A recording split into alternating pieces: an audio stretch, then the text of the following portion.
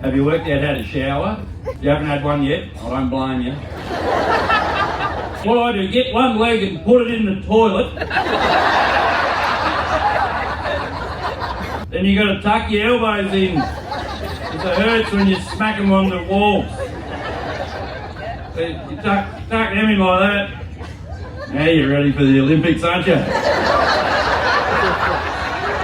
Yeah. That just come into my head then, all that. Go to the full Raygun now.